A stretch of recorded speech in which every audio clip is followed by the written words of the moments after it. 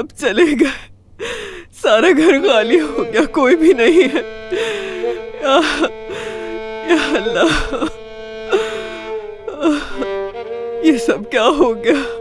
मेरा घर तबाह होकर रह गया। या अल्लाह, ये कैसी सजा है? या अल्लाह,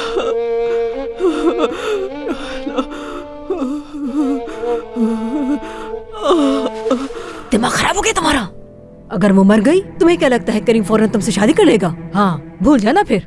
बात तो बिल्कुल सही कर रही है। जिंदा या मुर्दा ये औरत किसी काम की नहीं है हमारे लिए। काफी देर हो गई, डॉक्टर अब तक मुआयना करे उसका। एक बात बताऊं मैं आपको, मुझे इस पर बिल्कुल भरोसा नहीं है। ये सब झूठ है, एक ड्रामा है।